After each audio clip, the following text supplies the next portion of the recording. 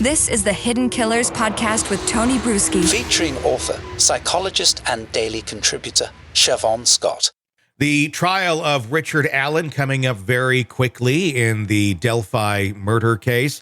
And one of the big points of it is the confessions, multiple confessions from Richard Allen to all sorts of people, not just mom, not just his wife, but guards, other inmates, and lots of people. We're hearing it over and over.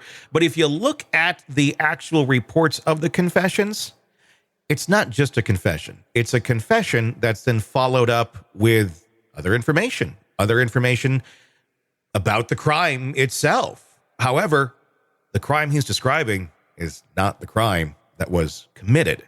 So how legit are those confessions? Joining me to discuss, psychotherapist and author Shavaun Scott. We all know that there are false confessions that take place out there.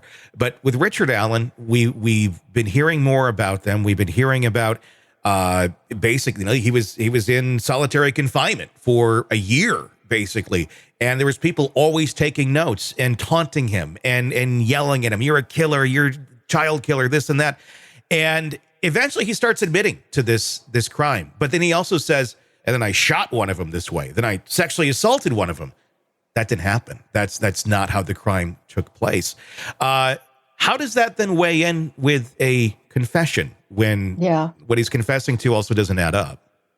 Yeah, I've taken a deep dive into the research on false confessions recently. Yeah. And we know that there have been many, because there were several hundred cases after we started doing DNA analysis, several hundred cases of crimes where people had been convicted based upon all kinds of evidence, including faulty witness testimony, as we've talked about how common that is.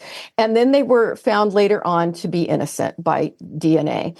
Now, 70% of those cases, 12% of all the cases were cases where the person had actually made a confession that could not have been true. Mm-hmm. Now, out of that 12%, 70% were people who were the victims of coercive police tactics. So they had been yelled at, or they had been promised immunity, something manipulative. Yeah. But 30% of the false confessions were people who were either psychotic or mentally retarded. They had some kind of mental impairment. Mm-hmm. And they may have been hallucinating or having delusions that they actually did the crime.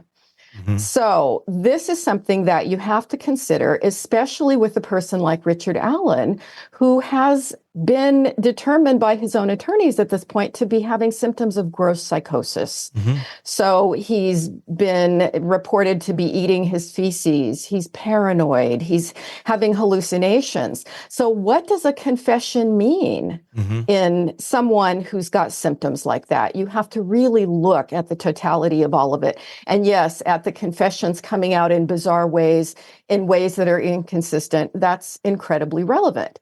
Now, that still is not proof that he didn't do it, because as I've said, when you look at the bizarre staging of the crime, it was so strange.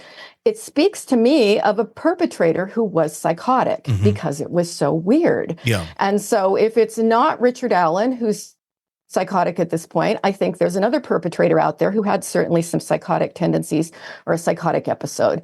But it's a fascinating case, and one that, we have to really take it apart and look at it carefully. What's being said, under what circumstances, and, how does this all gel? And as far as we know, prior to his incarceration in a prison in solitary confinement, he wasn't psychotic. He was working at the CVS for many years. He's the one who admitted that he was over there that day. And even early on in some of the questioning, which of course has conveniently been deleted at certain points from record, what we do know is that he said, I didn't do this. I have nothing to do with this. I'm not going to be your patsy. I'm not going to go down for this because you need to frame somebody. I'm just not. But then they start breaking him down. And those psychological tactics that were used are extremely questionable. And obviously, different investigators have different tactics. In some countries, you just can't do that. They find it to be abhorrent because it doesn't necessarily lead to any sort of accurate information other than what the interviewer wants to get. And Right. if you push somebody enough, you'll probably get them to say whatever you want. They'll tell you they're a cat. But if you don't and you use other tactics, you may get more accurate information. Why do we do this? Why do we, when we know that these sort of tactics don't work very effectively, why do we still employ them in our country, or allow it to be employed by some investigators when questioning a suspect? Yeah, it's really, really awful. And I think it's one of those things where people trust the system. Your average person trusts the system and thinks it's fair. And that when we talk about the justice system, it really is all about justice. And when you start taking it apart, no, it's adversarial. And it's usually not about really getting to the truth. It's about either getting a conviction or an exoneration, depending on which side you're on. And why we're behind in a lot of other countries in many things is questionable, but I think it's something that, most citizens don't really think about or pay attention to unless it hits them personally. And it would probably behoove us all to gain more education about it. The idea of being in solitary confinement, I mean, it's a scary thought, but it's a reality for some people, and it's very scary, especially if you are innocent. I'm not saying he is. We obviously don't know that, but anybody in those conditions, innocent or guilty of a crime, that's going to break you down. I mean, and I mean, let's talk about that for a minute. How quick does that take place? And what's going on in one's mind when they're isolated from the world for that long of a period of time? And then on top of that, you have the taunting, you have guards, you have other inmates that are mentally torturing you. I mean, that's really what we have going on here in our system. And again, it's kind of one of those things, I don't think most people in our society realize that. They think, he's having his lunch and he's just in a small room. And, that's not the case. Yeah. Yeah, there's so much about the prison system here that I think is inhumane, and certainly solitary confinement is one of those things. And the irony is a lot of people are put in solitary confinement supposedly to keep them safe, and it's actually very hard on people psychologically. How long we can withstand a stressor like that is really unique. Some people actually can go a long time and not suffer that much from it, but other people are much more fragile. In fact, a lot of people have a breakdown just being incarcerated at all. It can be very, very stressful for people. I think they start having perceptual distortions and start misperceiving the world, and they can get very confused. So when you have someone like this making these confessions, and let's just say he did not do it, what leads them to start saying those sort of things out loud? Do they start to believe that they did it, or are they doing it out of duress, of threats sometimes? I'm sure that could be a motive, but are they actually, I mean, is it going through their mind? Yeah, I did do this. Like where he comes out and then started saying these other parts of the crime that didn't even take place.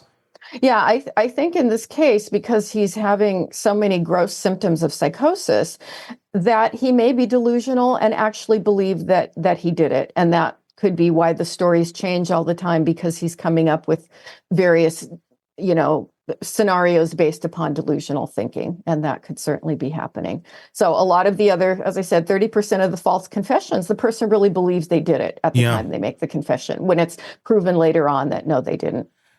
Let's go down the road and continue where saying he didn't do it, and we don't know, but let's just say he did not do it, and they don't convict him. He ends up being exonerated. How does someone like that come back from something like this? I mean, and is this? I mean, obviously, I would imagine it's a scar that's going to last the rest of his life to a certain extent. But once you've gone so far down that road, is there any coming back? I think I would guess a person in this situation, if they get out of that threatening environment, they're going to need to be on medication. They're going to need support, probably a supportive living situation. I don't know that just living back with their spouse, if they're having these kind of symptoms, is going to work for them. But I do think people can recover, but it would take time. And that's, again, going to be a really unique individual path for each person. Sick of the ads? We opt to. too. Start listening with no commercials now and get access to all of our episodes in advance of everyone else. Become a True Crime Today Premium Plus subscriber on Apple Podcasts. Search True Crime Today Premium Plus on Apple Podcasts or go to our podcast page and sign up now. True Crime Today Premium Plus. Sign up now.